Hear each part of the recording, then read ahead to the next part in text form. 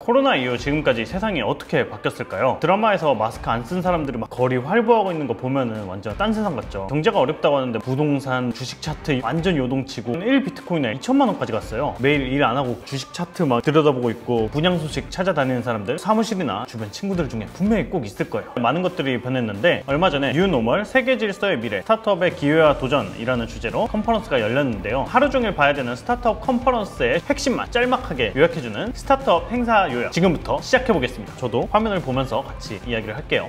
첫 번째로 소개시켜드리고 싶은 분이 바로 이분, 제이슨 쉔커. 블룸버그가 선정한 세계 1위 미래학자죠. 화상으로 컨퍼런스에 참여를 했는데요.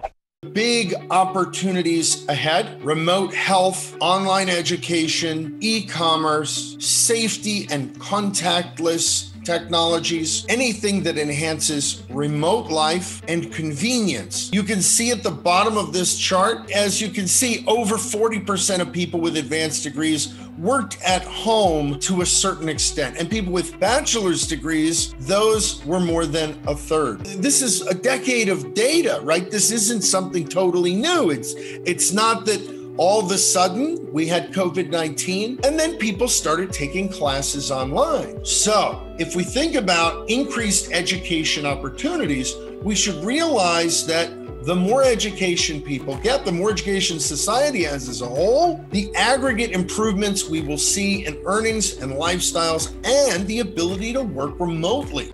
온라인 교육으로 양질의 교육 콘텐츠에 대한 접근성이 높아질 테고 원격 근무를 할 수 있는 인재들이 더 많아질 테고 코로나 이후에도 원격 근무를 한번 맛본 사람들은 벗어나지 못할 테니까 원격 근무가 계속되겠죠. 원격 근무를 하려면은 누가 일을 하는지 안 하는지, 누가 얼마나 성과를 냈는지 이런 것들이 정말 투명하게 데이터 기반으로 드러날 수 있도록 하는 시스템을 갖춘 기업이 경쟁력 있고 이런 좋은 제도들도 잘 활용하게 될 거예요. 기업이 데이터 기반 문화로 경영할 수 있도록 돕는 다양한 서비스를 제공하는 비즈니스도 각광받을 거다, 이런 이야기를 했습니다.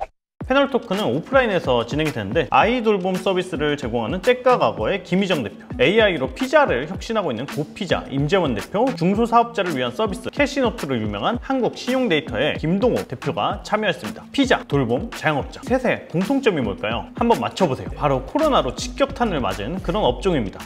이제 2월 말에 그 대구에서 31건 확진자가 나온 다음에 저희가 데이터 포털의 데이터를 공개를 매주 화요일 정도에 하는데 대구에서 45%가 빠졌다는 거예요. 전년 동기 대비. 그러니까 반토막이 났다라는 건데 처음에는 데이터가 잘못 들어온 줄 알았어요. 이러한 끔찍한 상황에서 잭가과거의 경우 오프라인에서 매장도 운영을 하고 있고 방문 돌봄 서비스를 진행을 하고 있는데 매장은 정말 힘들어졌겠죠. 코로나 터지면서 이제 대부분이 모든 시장이 되게 소극적이 되니까 매장으로도 사람이 안 들어가지만 신규 서비스에 대한 부담도 굉장히 있었던 모양이에요. 그리고 저희가 집으로 문을 열고 들어가는 서비스다 보니까 광고 다 내리고 기존에 우리를 신뢰하고 있는 고객들한테 조금 더 우리를 더 이용하실 수 있게 해보자 하라고 되게 빠르게 전략을 바꿨던 것 같아요. 이런 위험한 상황에서 볼륨을 함부로 키웠다가는 리스크가 될 수도 있겠죠. 광고를 굉장히 많이 줄이고 기존 고객을 만족시키는 데 집중을 해서 고객들끼리 자연적인 입소문을 발생시키자, 이런 방향으로 회사의 전략을 수정했다고 합니다. 이 전략이 적중해서 위기를 잘 헤쳐나가고 있다고 합니다. 위기 안에서 사업의 본질을 생각하고 이것에 집중하는 것, 한 가지 배울 포인트인 것 같아요. 두 번째로 고피자, 한국에서도 매장이 많이 보이지만 인도, 싱가포르, 아시아 시장에서 굉장히 잘 성장을 하고 있다고 합니다. 인도 하니까 뭔가 느낌이 쎄하죠. 하루에 확진자가 9만 명씩도 나오고 그랬죠. 인도는 실제로 저희가 4월 달에 법인 매출이 0원입니다. 나라가 전체 봉쇄되었었거든요. 하지만 위기 안에 기회가 있다고 부동산이 헐값으로 많이 나오면서 배달 전용 매장들을 많이 공격적으로 내기 시작했다고 해요.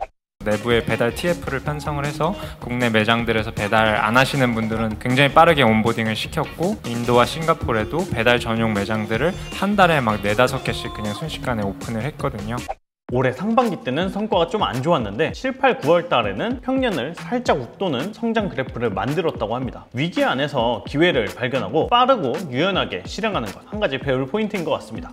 다음으로는 우한 형제들 김효섭 실장의 발표도 있었는데 배달의 민족이 건국대학교 그리고 몇몇 아파트 단지에서 로봇 배달을 테스트하고 있고 로봇이 서빙하는 식당 메리고 키친을 운영하고 있는 건 꽤 많이 알려진 내용인데요. 시범 운행 결과를 저는 처음 봤는데 데이터가 놀라웠습니다.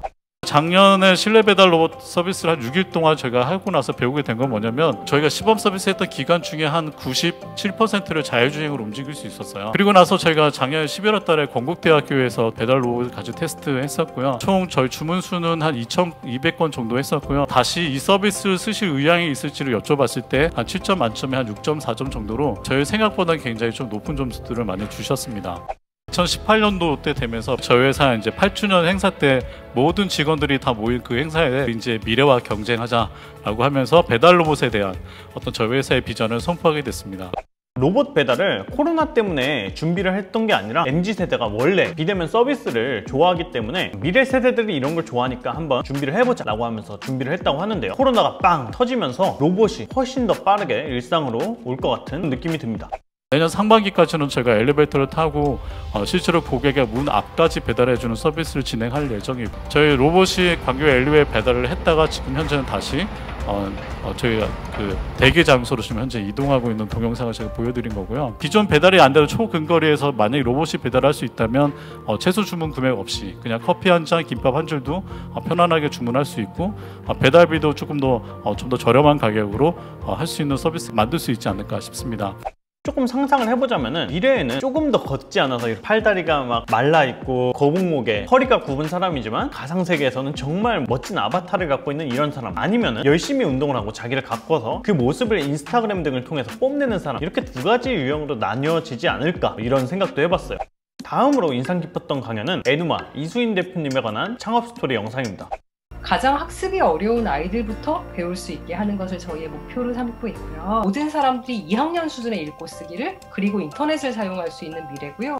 에누마는 세계 교육의 난제를 푸는 경진대회 글로벌 러닝 엑스프라이즈에 참가해서 아이가 교사 없이 소프트웨어만으로도 학습을 할 수 있다라는 것을 증명해서 이제 한국 돈으로 약 50억 원 상담의 우승 상금을 거머쥐고 일론 머스크와 이렇게 트로피를 같이 들고 사진을 찍기도 했습니다. 현 시대를 살아가는 모든 창업가들의 꿈이 아닐까요? 우승을 하면서 낸 결론은 아이가 정말로 교사 없이 태블릿 소프트웨어만으로 기본 읽기, 쓰기, 세마기를 배울 수 있다. 지금 전 세계에 약 6억 명의 아이들이 학교를 다님에도 불구하고 10살 때 문장을 읽지 못한다는 통계가 있습니다. 2억 5천만 명의 아이들이 학교를 다니지 못하고 있고, 이렇게 많은 인구를 교육을 하려면은 세계 정부를 만들어서 전 세계 곳곳에 초등학교를 짓고 교사들을 뽑아서 해결을 해야 될까요? 왠지 어려워 보이죠. 코로나가 터지면서 이런 접근은 훨씬 더 불가능에 가까워졌다고 합니다. 올해 4월에는 전 세계 아이들의 90%인 15억 명이 일단 학교를 못 갔고요.